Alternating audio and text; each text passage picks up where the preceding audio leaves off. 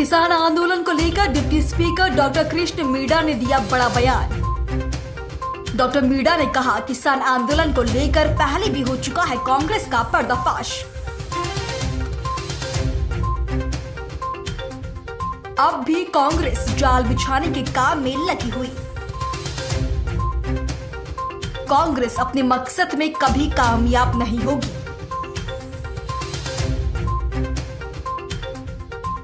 देश प्रधानमंत्री नरेंद्र मोदी के हाथों में सुरक्षित है।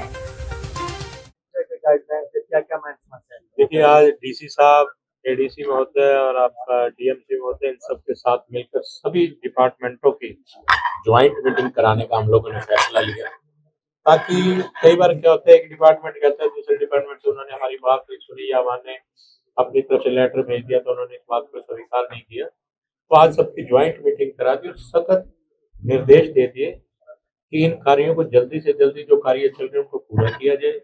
और विशेष तौर पर रोड को लेकर ये कहा गया कि कोई भी ऐसी, जैसे मेन होल काफी ऊंचे उठे हुए कहीं कहीं पर, या कोई सड़क का ऐसा कोई कारण ना बने जो एक्सीडेंट हो। किसी की भी एक्सीडेंट में मतलब डेथ होती है तो वो हमारे अपने परिवार का बच्चा है, कारण हम लोग ना बने।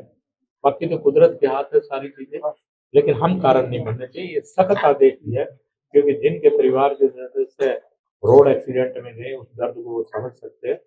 तो मैंने सख्त इंस्ट्रक्शन इस विषय को लेकर दिए। माननीय डीसी साहब ने भी इस बात पर कहा कि इस बात पर विशेष ध्यान दिया जाए और सभी विभागों से कहा कि इसको दुरुस्त किया जाए। और एनएचआई को भी जो गुहाना रोड से ऊपर चढ़ने का रास्ता वो गलत रोड साइड से जाना पड़ता है, उनको भी कहा गया कि इसके ऊपर आप अपना सारा रिपोर्ट पेश करें ताकि इसको भी दुरुस्त किया जाए। और हर पहलू को छूने का इस बार काम किया है। जिस प्रकार से आप ये देख सकते हैं कि अब पूरे शहर को वॉल टू वॉल करने का काम कर रहे हैं। और एक और कहा गया कि रानी तालाब को लेकर, नेहरू पार्क को लेकर और अपना स्टेडियम को लेकर और गुला जोड़ी जो है उसको लेकर एक प्रयास है कि एक बढ़िया कॉरिडोर बनाया जाए, ताकि इसके ऊपर एक विचार किया जाए। और अगर ये रिपोर्ट सारी अच्छे से बना के दे देंगे तो कोशिश करूंगा कि एक अच्छा कॉरिडोर बने जिससे जींद बड़ा सुंदर लगेगा। और विशेष रूप से जितनी भी 38 कॉलोनी है जो अब अप्रूव्ड हुई है, उनके बारे में भी चर्चा की गई कि उनके ऊपर ब्लॉक्स वगैरह उन गलियों में लगाए जाए और सीवरेज लाइन भी बिछाई जाए। और पब्लिक हेल्थ को भी निर्देश दिए गए कि जितनी सीवरेज लाइन की व्यवस्थाओं को ज़्यादा से ज़्यादा दुरुस्त किया जाए। और बिजली विभाग को भी निर्देश दिए गए कि सभी तारों को ऊपर किया जाए, क्योंकि पंजाबी बाजार में भी आग लगी थी, जो बचाव हो गया, ताकि जितनी तार है पंजाबी बाजार, मेन बाजार, ये सारी लेके इन तारों को भी ऊंचा किया जाए और विशेष तौर पर एक मोटी तार डाली जाए ताकि नुकसान की संभावनाएं कम रहे। और जितनी पुरानी बस्ती है उनके ऊपर भी लाइटिंग को हम तारों के बारे में सोच विचार करेंगे। और जितनी सीएम अनाउंसमेंट थी उन पर भी विशेष रूप से चर्चा की गई है और उन कार्यों को पूरा किया जाए, ये भी आदेश दिए गए। और मुझे उम्मीद है कि जल्दी से जल्दी इन कार्यों पर आदेशों को माना जाएगा। और जितनी पार्कें हैं, पार्कों की व्यवस्था, आज हम ये कह सकते हैं कि जींद की पार्कों की व्यवस्था हरियाणा पे नंबर 1 में है। और ये भी आदेश साथ ही साथ कर दिए, जिन पार्कों पे जिन संस्थाओं ने या जिन लोगों के पास पहले थी उनकी व्यवस्था अच्छी नहीं गई, उनसे हटाकर और संस्थाओं को दे दी जाए, ताकि पार्कों की व्यवस्था बढ़िया रहे, ताकि लोग सुबह मॉर्निंग वॉक, इवनिंग वॉक अच्छे ढंग से कर पाए। फिर भी किन्हीं को लगता है शहर में कि उनकी पार्क की व्यवस्था अच्छी नहीं, वो हमसे संपर्क करें, हम पूरा प्रयास करेंगे कि उनको भी बढ़िया वो करें।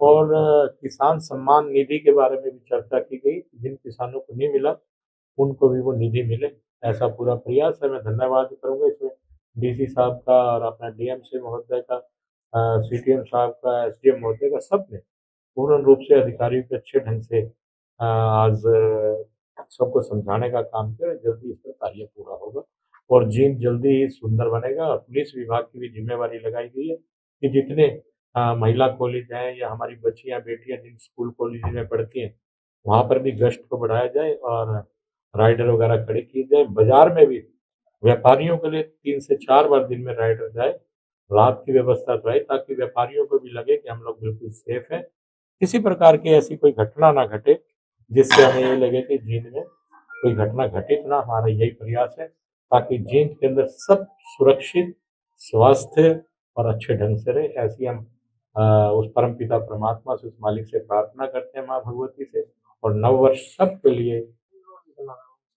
उसके बारे में बात की गई है कि माननीय गडकरी साहब ने वो स्वयं कहा था, आज लगभग 1.5 साल हो गए उसकी डीपीआर का विषय, उस पे भी चर्चा हुई और वैसे भी हमने गडकरी साहब से मिलने का समय लिया है। जैसे ही वो समय मिलेगा तो उस पर इस विषय पे भी चर्चा हो जाएगी और उम्मीद है गडकरी साहब ने जिस बात को कहा है वो पूरा होगा। सर, बीजेपी सरकार बेटी पढ़ाओ बेटी बचाओ का नारा देती है, लेकिन भिवानी के अंदर जो सरकारी कॉलेज की फीस न भरने के कारण एक दलित समाज के जो छात्रा थे उसने सुसाइड करने का मामला सामने आया है, उसको लेकर सुरजेवाला और शैलजा भी बीजेपी पर ट्वीट करते हुए नजर आए। देखिए, आप ये बात मान लें कि सरकार अपनी तरफ से बड़े साझेदारी से काम कर रही है और जो भी कारण रहा उनको पकड़ भी लिया गया है और ऐसी घटनाएं जो हैं वो बड़ी निंदनीय नहीं होनी चाहिए। उपेंद्र हुड्डा जी कह रहे हैं कि भाई सरकार जो किसानों की जो गिरदावरी की जो फसलें होती हैं उनको मुआवजा नहीं दे पा रही है, कहीं ना कहीं उनसे भागती हुई नजर आ रही है। देखिए, मैं ये कहूँगा कि कांग्रेस इस विषय पे चर्चा कर रही है, कांग्रेस के राज में कितना पैसा आता था, वो कांग्रेस देखकर भारतीय जनता पार्टी ने कितना पैसा देने का काम किसानों को किया वो देखे। तो उनके समय में तो चेक 2-2, 5-5, 10-10 रुपए के चेक आए, लेकिन आज आप ये कह सकते हैं कि कितने लाखों करोड़ों रुपए एक ही साथ ही माननीय मुख्यमंत्री जी सब किसानों के खाते में भेजने का काम।